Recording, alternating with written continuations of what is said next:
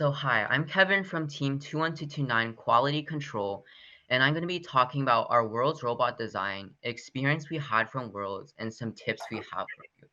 So if you have any more questions at the end of my presentation, you can reach out from our Gmail, our YouTube, or our Instagram. Starting off, we built 3 robots this season. For our first robot, we had a very unreliable passive outtake, and our custom drivetrain created a lot of maintenance difficulties.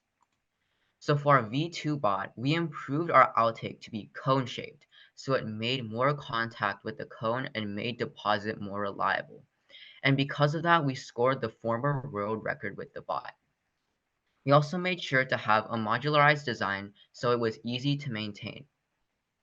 However, our passive outtake was still somewhat unreliable when it was depositing at high speeds, and we always needed to wait for the heavy intake to stabilize when it was transferring the cone in the outtake, which also limited our speed.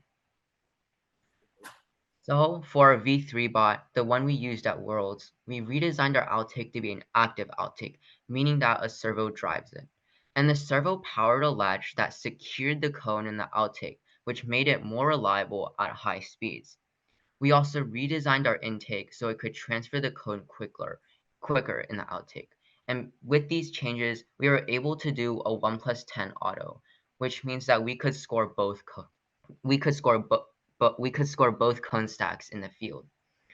So some general tips from this season was that for V2 and V3 bot, we used a Go Build a drivetrain, and we found that it was easier to work with, so you don't need to go full custom on your drivetrain to do really well in FTC. We also learned that it's critical to have a modularized design for your robots to make it more consistent, because if subsystems can be easily taken off, they can be easily maintained and easily optimized. So now here's a video showing the difference between our V2 bots 1+5 auto and our V3 bots 1+10 auto. Here's our 1+5. You can see that the intake needs to wait a little bit before it releases the cone in the outtake.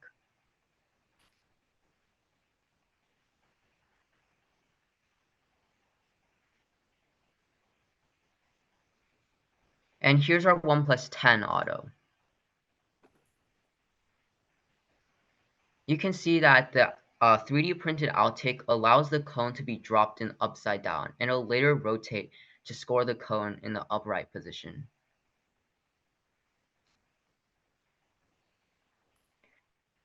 And now our intake just immediately places the cone in the outtake without needing to wait, and which sped up our auto and gave us enough time to score 11 cones, sorry. So now talk more in detail about our outtake, which I'll be referring to as the ring outtake. So as you can see in this picture, this ring allowed the cone to be dropped in upside down, so the intake cloth doesn't need to rotate when it places the cone in the outtake.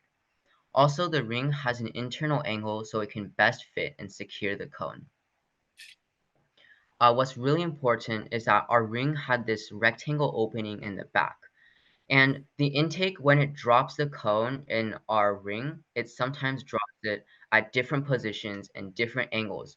So this rectangle opening still allows the cone to be dropped in the outtake, which gives for more error margin and transfer.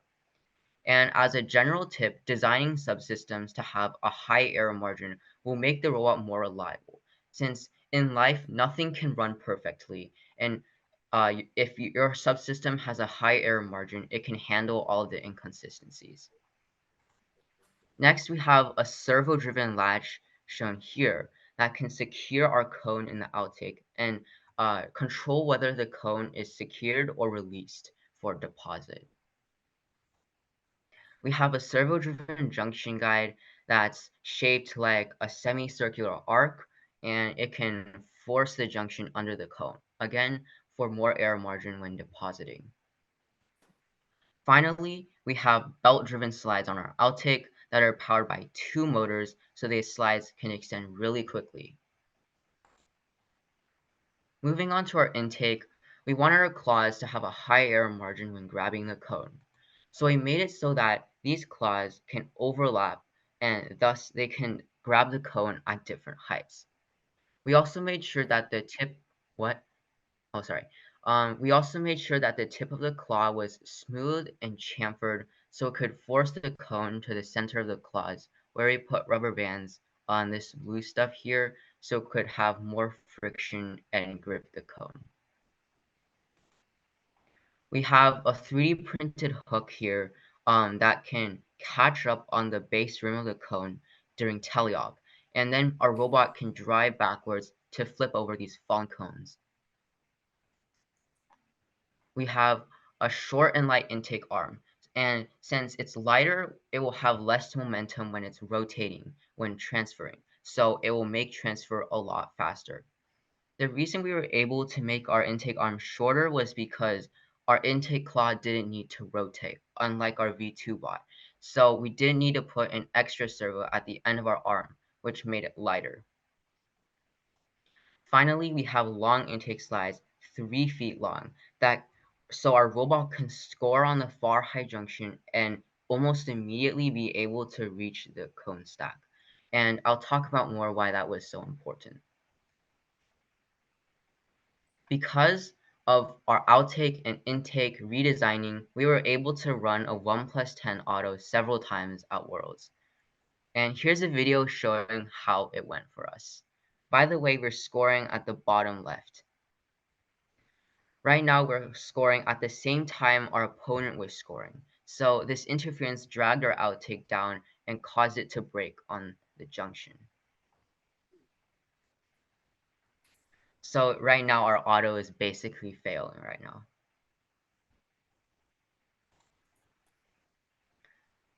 When scoring solo, our 1+10 worked fairly well, but you can see in this chart of all of the cones we scored in our 1+10 auto matches that we never achieved a perfect 1+10 auto.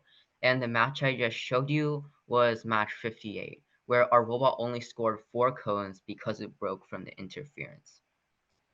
In this diagram, it shows the blue bot's 1+10 auto path. It first needs to compete against opponent 1 at this junction, then needs to drive to the opposite side of the field and compete against opponent 2 at another junction. And all of this interference sometimes caused our robot's 1+10 auto to fail sometimes, so it was a bit inconsistent. However, we thought that our 1+10 was still very innovative, and that was why we think we were able to win the Innovate Award at the Edison division. Potentially, we could have tried a 1+10 safe auto on the far high pole, but we would need to work out how much time we would have. As I said earlier in my presentation, we had really long intake slides, so we had enough time to score on this far high junction and score a 1+5 auto on that. Based on our 1+10 analysis, we decided that it's safer to run a reliable 1+5 auto on the morning of day 3 at Worlds, and we got it 100% reliable in the morning. And before alliance selection, we used that evidence to convince Gatorbytes or the winning alliance captain at Worlds to pick us. Some tips we have from this was that if you want to get picked in elimination matches, you should show that your robot is reliable and your robot won't die on your captain when you're playing in eliminations. And if you fail really badly in one match, that may cause you to not get picked. And usually reliability of your robot is more important than your max potential score. Now, power play is a very strategical game, and we knew that it was also important to have a good teleop strategy. Before the elimination matches, we and our alliance partners, Gatorbytes and Don't Blink, realized that scoring fast will not mean you'll have a high score, and that scoring later can usually secure your advantage. So we implemented our mirroring strategy in the World Finals. World playoffs. So because of the limited amount of cones, teams can easily run out of cones to score in a minute. So if you score too quickly, you'll have nothing to do for the rest of the match and watch your opponent take all of your junctions. And remember that ownership is 3 points per junction.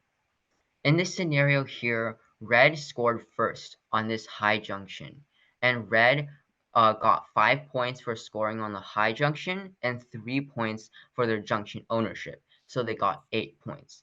However, blue scored immediately after red, so blue got 8 points while red lost their junction ownership.